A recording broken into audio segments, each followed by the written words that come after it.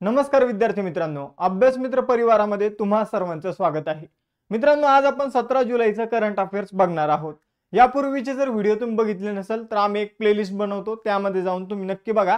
Daily current affairs जुलै नावाने एक playlist आम्ही बनवतो आज, आणि मग त्यामध्ये तुम्हाला सगळे व्हिडिओ दिसून जातील। बघा मित्रांनो, आपण डेली करंट अफेअर्सची सीरीज सुरू केलेली आहे। दररोज सकाळी 6 वाजता आपला हा व्हिडिओ तुम्हाला बघायला मिळेल, त्यामुळे लवकरात लवकर हा व्हिडिओ बघत चला। बघा, व्हिडिओ सुरू करण्यापूर्वी राज्यसेवेची अत्यंत कमी फीज मध्ये आपण बॅच सुरू केलेली आहे, जिचे अवघे 25 ऍडमिशन शिल्लक राहिलेले आहे। राज्यसेवा विजयश्री बॅच या बॅचची फी तुम्हाला ऍप्लिकेशन वर गेल्यानंतर 999 दिसेल, पण तिथे तुम्हाला 3 कूपन आहे। जर तुम्हाला मारुती सरांचं लेक्चर आवडत असेल तर मारुती सरांच्या नावाने कूपन आहे, तुम्ही अप्लाय करा, फी 50% होऊन जाईल। हर्षली मॅडमच्या नावाने कूपन आहे, त्यांचे लेक्चर आवडत असेल तर त्यांचं कूपन अप्लाय करा, फी 50% डिस्काउंट होऊन जाईल।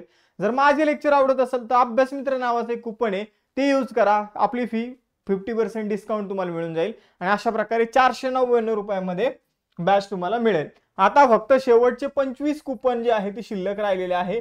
मग जो फर्स्ट कम फर्स्ट सर्व ही आपली पॉलिसी आहे, जो लवकर येईल, अप्लाय करेल आणि बॅच परचेस करेल, त्याला ही बॅच कमी फीज मध्ये मिळणार आहे। बघा मित्रांनो, आपलं चालू घडामोडीचे इयर बुक सुद्धा आहे। तर चालू घडामोडीच्या इयर बुक मध्ये जानेवारी 2023 पासून एप्रिल 2024 पर्यंतच्या चालू घडामोडी क्वेश्चन आन्सरच्या माध्यमातून कव्हर केलेले आहे, आणि त्याचं स्पष्टीकरण आम्ही तुम्हाला दिलेलं आहे। याची सॅम्पल कॉपी आम्ही टेलिग्रामवर वगैरे टाकलेली आहे, तुम्हाला जर पाहिजे असेल तर ऍप मध्ये तुम्ही जाऊन सुद्धा बघू शकता, ठीक आहे। तर या दोघांची लिंक डायरेक्ट बाय करण्यासाठी डिस्क्रिप्शन बॉक्स मध्ये दिलेलं आहे, त्यावरून तुम्ही इयर बुक म्हणा किंवा राज्यसेवा विजयश्री बॅच म्हणा जॉईन करू शकता, डायरेक्ट लिंकवर क्लिक करून। बघा, त्याचबरोबर 2025 साठी आपल्याकडे फाउंडेशन बॅच आहे, ठीक आहे।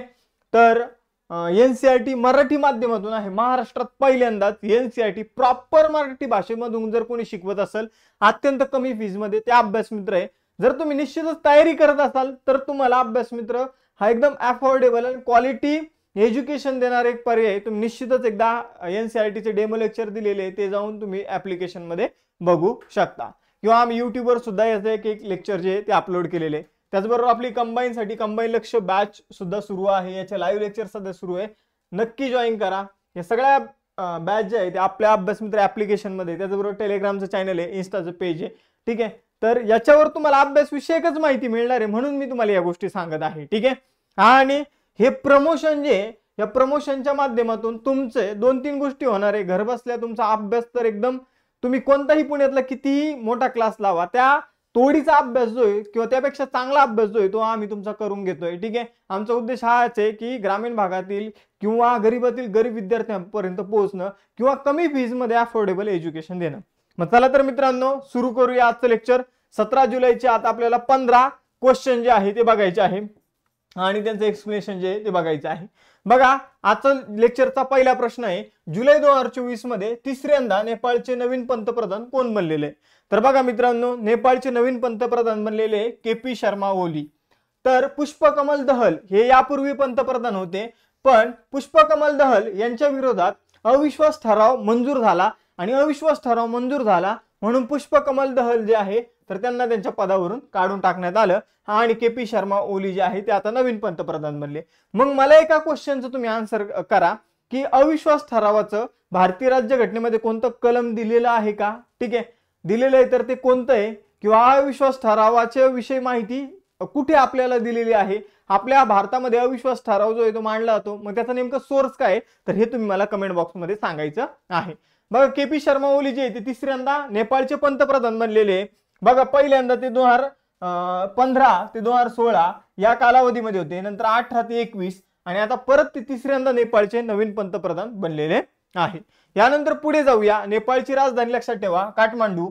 आपल्या आजूबाजूचे जे देश आहे त्यांचं चलन रुपयाच आहे, फक्त त्यांचं नाव समोर लावायचं, जसं की नेपाळचं आहे नेपाळी रुपया, आणि नेपाळचे राष्ट्रपती कोण आहे? रामचंद्र पौडेल। तर हे सुद्धा लक्षात ठेवायचे।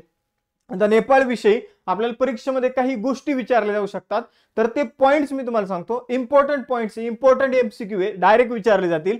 बघा, कोणत्या राज्याने नेपाळ सोबत मित्र वन योजना सुरू केलेली आहे?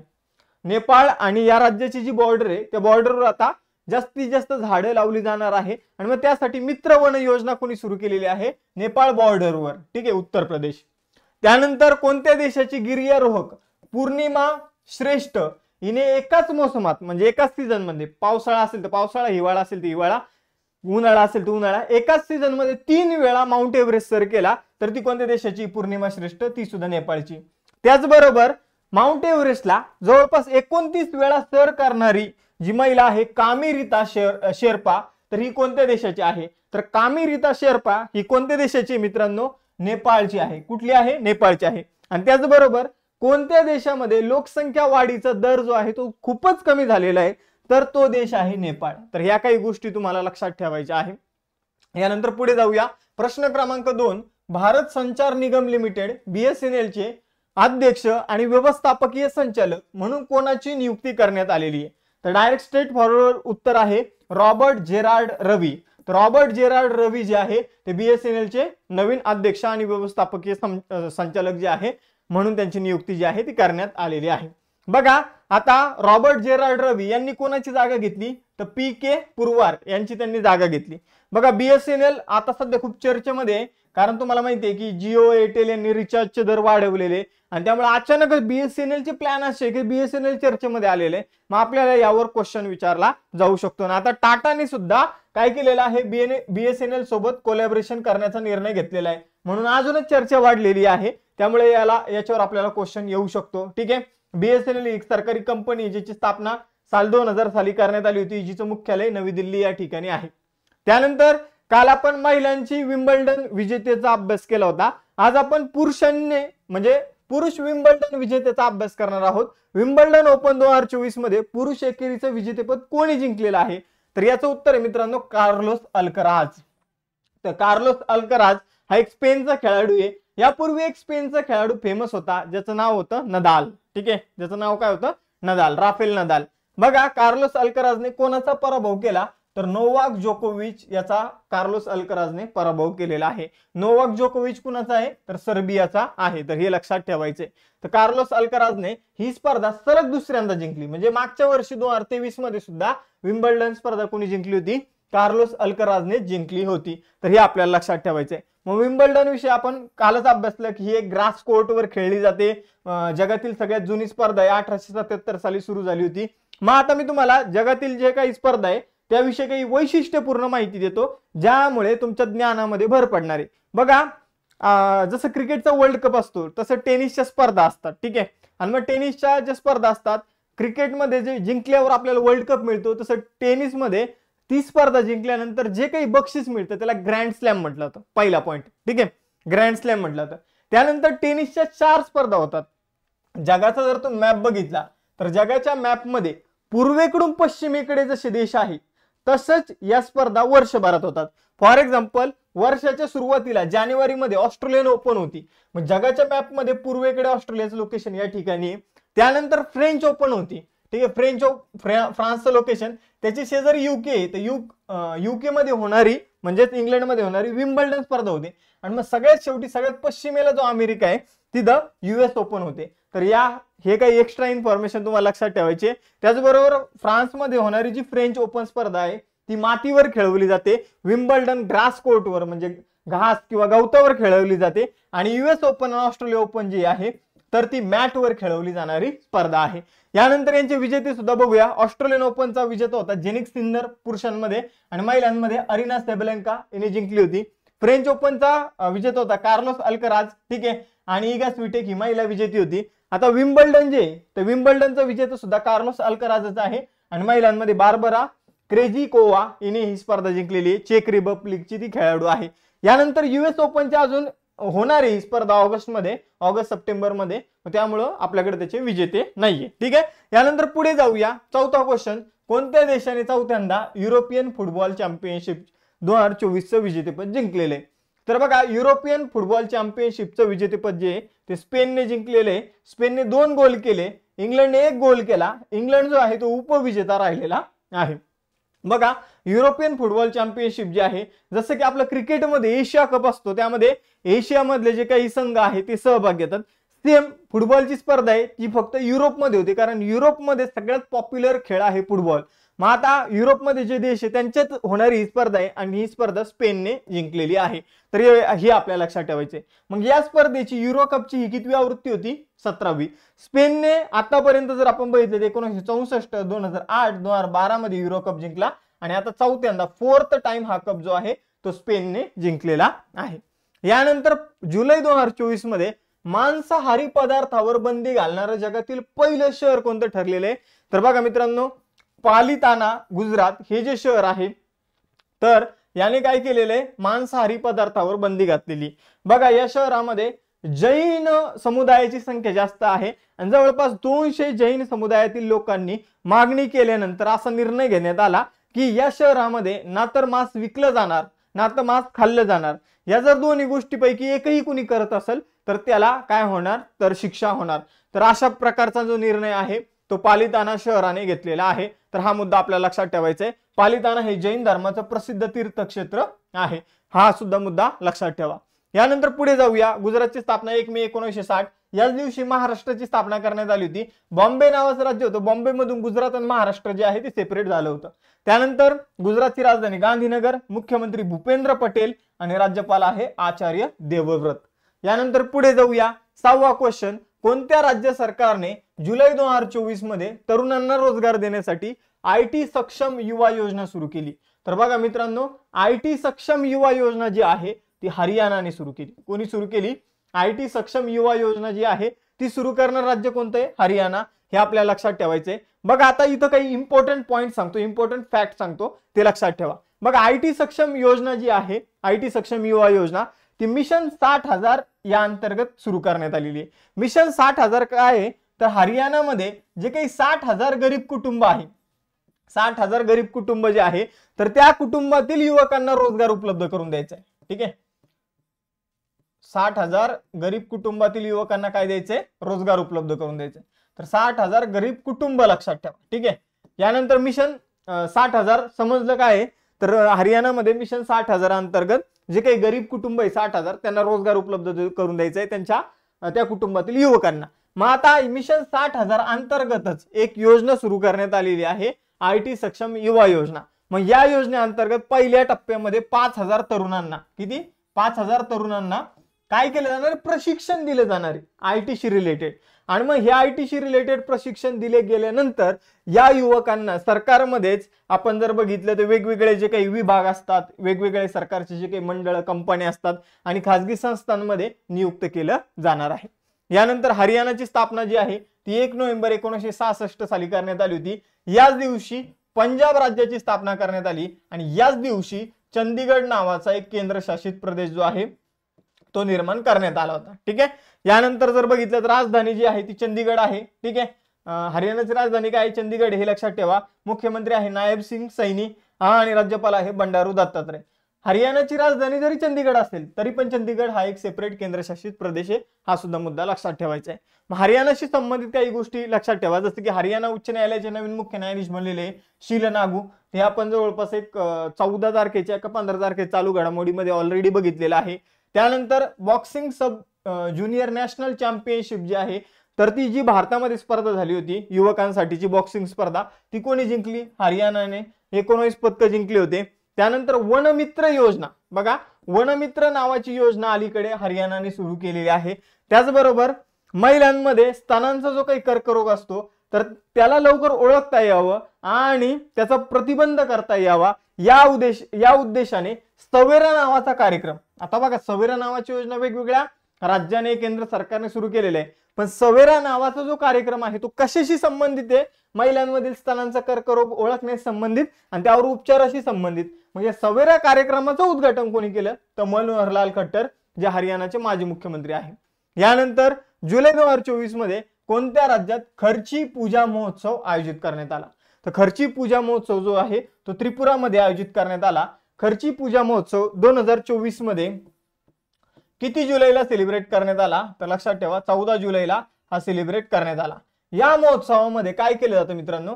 त्रिपुराची लोक काय करतात तर त्यांचे 14 देव आहे. ठीक आहे, 14 देव आहे. त्यामध्ये नैसर्गिक देव आहे, पृथ्वी एक देव आहे. तर या सगळ्या देवांची काय केली जाते? पूजा केली जाते. जर किती देवांची पूजा केली जाते, 14 देवांची इथं पूजा केली जाते। हा महोत्सव किती दिवस चालतो, तर 7 दिवसांचा हा महोत्सव आहे। 7 दिवस चालणारा हा एक महोत्सव आहे, खर्ची पूजा महोत्सव। तर एवढं आपल्याला लक्षात ठेवायचंय, ठीक आहे। मेन मुद्दे, 14 देवांचा उत्सव आहे, 7 दिवस ही पूजा चालते किंवा 7 दिवस हा उत्सव चालतो, ठीक आहे। आषाढ महिन्याच्या शुक्ल पक्ष अष्टमीला हा उत्सव सुरू होतो आणि 7 दिवस हा उत्सव चालतो। यानंतर पुढे जाऊया, 8वा क्वेश्चन, पहिले world audio visual and entertainment summit 2024 मध्ये कुठे आयोजित केले जाणार? तर भारतामध्ये आता भारताने काय केलेलं आहे, world audio visual and entertainment summit जे आहे ते सुरू केलेले आहे, ठीक आहे। त्याला वेव असं नाव दिलेलं आहे। तर ते भारतातील कोणत्या राज्यामध्ये फर्स्टच एडिशन आहे, ती कुठे होणार आहे, तर ती एडिशन होणार आहे मित्रांनो गोव्यामध्ये। कुठे होणार आहे, गोव्यामध्ये, ठीक आहे। तर याबाबतची जी माहिती आहे तर ती माहिती आणि प्रसारण मंत्री जे आहे अश्विनी वैष्णव, तर त्यांनी ही माहिती दिलेली आहे, ठीक आहे। गोव्याचे मुख्यमंत्री जे आहे प्रमोद सावंत यांनी त्याची घोषणा केली होती, ठीक आहे। यानंतर पुढे जाऊया, जुलै 2024 मध्ये पेटीएम पेमेंट बँकेचे नवीन एमडी आणि सीईओ म्हणून कोणाची नियुक्ती झाली? तर पेटीएम पेमेंट बँक सध्या खूप चर्चेमध्ये, रिझर्व्ह बँक ऑफ इंडियाने त्यावर खूप रिस्ट्रिक्शन वगैरे लादले होते। माग पेटीएम डुबण्यावर आली होती, डायरेक्ट तिचे शेअर जे आहे ती खूप कोलॅप्स झाले होते। तर त्याचे नवीन एमडी आणि सीईओ बनलेले अरुण बन्सल। बघा, अरुण बन्सल यांनी कोणाची जागा घेतली, तर सुरिंदर चावला यांची जागा घेतली। बघा, पेटीएम पेमेंट बँक, आता बघा पेमेंट बँकेविषयी तुम्हाला कमेंट बॉक्स मध्ये माहिती द्यायची, ज्याची कमेंट सगळ्यात बेस्ट असेल तर त्याला हार्ट तर दिलेच जाईल, पण त्याची कमेंट या लेक्चरच्या कमेंट बॉक्स मध्ये पिन करून ठेवली जाईल। पेमेंट बँक जे आहे तर ते कोणत्या समितीच्या शिफारशीनुसार सुरू झाल्या होत्या, पेमेंट बँकाविषयी एक्स्ट्रा इन्फॉर्मेशन द्या। चला, पेमेंट बँकांना किती प्रमाणात जो काही आपण म्हणूया ते अग्रक्रम क्षेत्र आहे त्याला कर्ज पुरवठा करावा लागतो, किती पैसे आपण त्यामध्ये ठेवू शकतो, याबाबतची इन्फॉर्मेशन तुम्हाला द्यायची। सध्या किती पेमेंट बँक आहे पेटीएम पेमेंट बँकेसहित, तर या इन्फॉर्मेशन तुम्हाला द्यायची आहे, ठीक आहे। तर पेटीएम पेमेंट बँकेची स्थापना 2015 साली करण्यात आली होती आणि हिचं मुख्यालय नोएडामध्ये आहे। यानंतर कृषी उद्योजकांना पाठिंबा देण्यासाठी स्टार्टअप आणि ग्रामीण उपक्रमांसाठी ॲग्री फंड उपक्रम कोणी सुरू केला? तर बघा, कृषी उद्योजकांना पाठिंबा देण्यासाठी एक आता नवीन फंड जो आहे तो बनवलेला आहे, त्याचं शॉर्ट फॉर्म आहे ॲग्रीश्युअर फंड, ठीक आहे। तर ॲग्रीश्युअर फंड जो आहे तर तो कोणी सुरू केलेला आहे किंवा ॲग्रीश्युअर नावाचा उपक्रम कोणी सुरू केलेला आहे, तर तो नाबार्डने सुरू केलेला आहे, ठीक आहे। तर बघा, ॲग्रिकल्चर सेक्टर जे आहे, कृषी क्षेत्र जे आहे, तर त्याला फायनान्स करणारी कंपनी किंवा संस्था कोणी, नाबार्ड आहे। एक गोष्ट लक्षात ठेवा, नाबार्ड कधीच शेतकऱ्यांना किंवा कृषीशी रिलेटेड जे काही उद्योजक असेल त्यांना पैसे देत नाही, नाबार्ड बँकांना पैसे देतात, मग बँका शेतकऱ्यांना वगैरे पैसे देतात, हे आपल्याला लक्षात ठेवायचे, ठीक आहे। यानंतर पुढे जाऊया, ठीक आहे। ॲग्रीश्युअर या उपक्रमाअंतर्गत 750 कोटी रुपयांचं जे काही पैसे आहे तर त्याचं वाटप केलं जाणार आहे कृषी क्षेत्रातील जे नवीन स्टार्टअप असतील की नवीन युवक असतील, त्यांच्याकडे नवीन नवीन इनोव्हेशन नवकल्पना असतील तर त्यांच्यामध्ये हे पैसे दिले जाणार आहे आणि कृषी क्षेत्रामध्ये एक नवीन बदल घडून आणण्यासाठी हा उपक्रम जो आहे तो सुरू करण्यात आलेला आहे। बघा मित्रांनो, नाबार्ड जे आहे तर नाबार्डची स्थापना 12 जुलै 1982 रोजी शिवरामन समितीच्या शिफारशीनुसार करण्यात आली। हिचं मुख्यालय मुंबईमध्ये आहे आणि शाहजी के व्ही हे तिचे सध्याचे अध्यक्ष आहे। यानंतर 11वा क्वेश्चन, अपर सियांग जलविद्युत प्रकल्प जो आहे तर 2024 मध्ये हा चर्चेमध्ये, तर हा प्रकल्प कोणत्या राज्याशी संबंधित आहे? हा प्रकल्प कोणत्या राज्याशी संबंधित आहे, कोणाशी संबंधित आहे? तर हा प्रकल्प जो आहे तो अरुणाचल प्रदेशशी संबंधित आहे। मग काय आहे अपर सियांग जलविद्युत प्रकल्प? तर बघा, तिबेटमध्ये एक नदीचा उगम होतो, तिला तिबेटमध्ये यारलुंग स्तांगपो म्हटलं जातं। मग यारलुंग स्तांगपो नदी जेव्हा अरुणाचल प्रदेशमध्ये येते तेव्हा तिला सियांग म्हटलं जातं आणि ती नदी जेव्हा पुढे जाऊन आसाम मध्ये जाते तिलाच ब्रह्मपुत्रा म्हटलं जातं। मग आता ही जी काही ब्रह्मपुत्रा नदी आहे अरुणाचल प्रदेशमध्ये, हिच्यावर अपर सियांग जलविद्युत प्रकल्प जो आहे त्याची निर्मिती केली जात आहे आणि मग याच्या निर्मितीच्या विरोधात तिथं काही आंदोलन वगैरे केलं जात आहे। तिथला काहीतरी इश्यू असेल, नैसर्गिक वगैरे इश्यू असेल किंवा जे काही कामगार आहे त्यांचा पेमेंटचा वगैरे काही इश्यू असेल, तिकडे आपल्याला जायचं नाही। फक्त हा प्रकल्प चर्चेमध्ये कोणत्या राज्यात आहे? अरुणाचल प्रदेशमध्ये आहे। कोणत्या नदीवर हा प्रकल्प बांधला जात आहे? सियांग म्हणजेच ब्रह्मपुत्रा नदीवर प्रकल्प बांधला जात आहे आणि या प्रकल्पाच्या माध्यमातून 11,000 वॅट ऊर्जा जी आहे ती निर्माण केली जाणार आहे।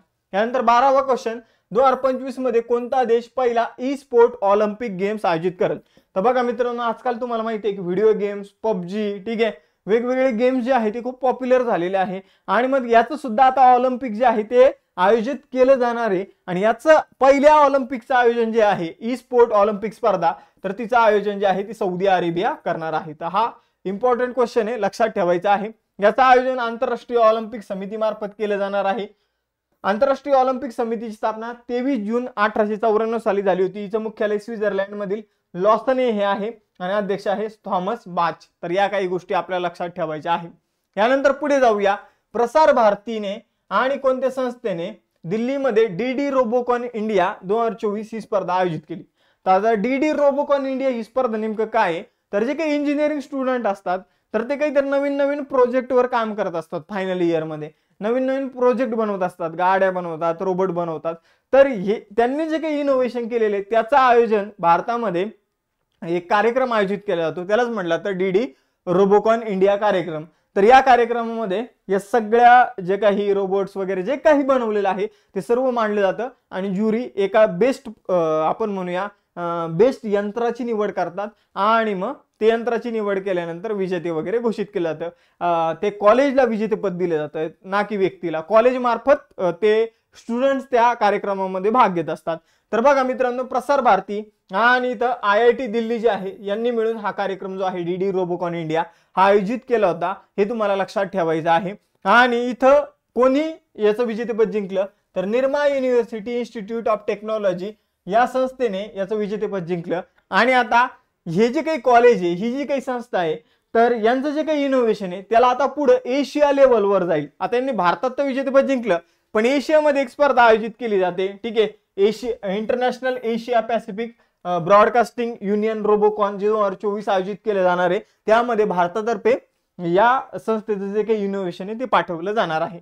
यानंतर पुढे जाऊया. 14वा क्वेश्चन. आंतरराष्ट्रीय वाळू शिल्पकार चॅम्पियनशिप 2024 मध्ये भारताचे वाळू कलाकार जे आहे सुदर्शन पटनायक यांना कोणतं पदक मिळालं? तर भारताचे जे वाळू कलाकार आहे सुदर्शन पटनायक यांना सुवर्ण पदक जे आहे ते मिळालेलं आहे.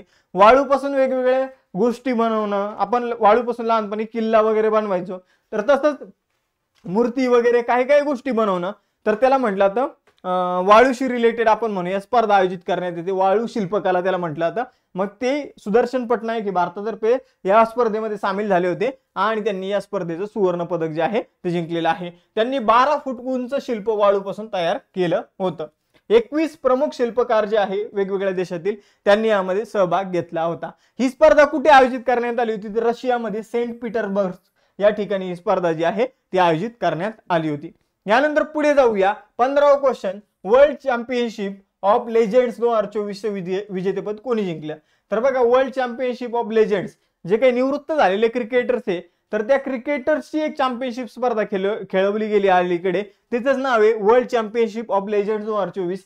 आता ही जी स्पर्धा आहे ही भारताने जिंकलेली आहे. भारताचा कर्णधार कोण होता? तर भारताचा कर्णधार होता युवराज सिंग, हे लक्षात ठेवा. मालिकावीराचा किताब कोणाला मिळाला? युसुफ पठाण. त्यानंतर सामनावीराचा किताब कोणाला मिळाला?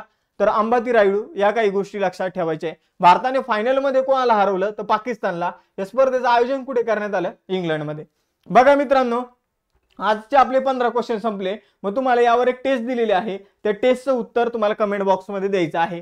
पहिले world visual and entertainment summit 2024 wave कुठे आयोजित केले जाणार आहे? तर याचं तुम्हाला उत्तर द्यायचंय. बघा मित्रांनो, आपली राज्यसेवेसाठी रेकॉर्डेड बॅच आहे 499 मध्ये. मी तुम्हाला लेक्चरच्या सुरुवातीला सांगितलं 100 कुपन दिली होती, त्यापैकी 75 कुपन जे आहे ते ऑलरेडी यूज झालेले आहे. फक्त 25 कुपन शिल्लक राहिलेले आहे. डायरेक्ट ऍडमिशन घेऊ नका, कुपन अप्लाय करा मग ऍडमिशन घ्या. पण आता हे 25 कुपनच तुम्हाला यूज करता येणार आहे. ठीक आहे, तर लवकरात लवकर कसं या 25 विद्यार्थ्यांमध्ये आपल्याला येता येईल याकडे लक्ष द्या. त्याचबरोबर चालू घडामोडीची इयरबुक आहे. तुम्हाला सगळ्या चालू घडामोडी, नॉर्मल इयरबुक वाचणं म्हणजे फक्त इन्फॉर्मेशन वाचणं, पण इथं प्रश्न वाचा, त्याचं उत्तर द्या, नंतर ते स्पष्टीकरण वाचा. एकदम बेस्ट वे अभ्यास करायचा चालू घडामोडीचा, त्याचा तुम्हाला फायदा होणार आहे. त्यानंतर बघा, जर तुम्ही राज्यसेवेची 2025 ची तयारी करत असाल तर आपल्याकडे एक बेस्ट बॅच आहे, राज्यसेवा फाउंडेशन बॅच. ठीक आहे, तर या बॅच मध्ये तुम्ही ऍडमिशन घेऊ शकता, ज्यामध्ये आपण NCERT मराठी माध्यमातून सुरू करून तुमचा पहिले बेस पक्का करत आहोत. लवकर स्टेट बोर्ड सुद्धा सुरू होणार आहे आणि जेव्हा फाउंडेशन लेक्चर सुरू होईल तेव्हा तुम्हाला अजूनच अभ्यासाला इंटरेस्ट निर्माण होणार आहे, अभ्यासामध्ये मजा येणार आहे. त्याचबरोबर सध्या आपले लाईव्ह लेक्चर सुरू असलेली कंबाईनची बॅच आहे, कंबाईन लक्ष बॅच, जिची फी अवघी 1,500 रुपये. तर लवकरात लवकर या बॅचेस जॉईन करा. यासाठी अभ्यास मित्राचा ऍप डाउनलोड करा. त्याचबरोबर प्रत्येक लेक्चरच्या नोटिफिकेशनसाठी टेलिग्राम चॅनल जॉईन करा. अभ्यास मित्राच्या इंस्टाच्या पेजला फॉलो करायला विसरू नका. सगळ्यांची लिंक डिस्क्रिप्शन बॉक्समध्ये. जर लिंक मिळाली नाही तर तुम्ही शेअर करून म्हणजे सर्च करून सुद्धा जॉईन करू शकता. ठीक आहे, तर थांबूया मित्रांनो, इथं भेटूया नेक्स्ट सेशनमध्ये. चलो बाय बाय एव्हरीवन. जय हिंद.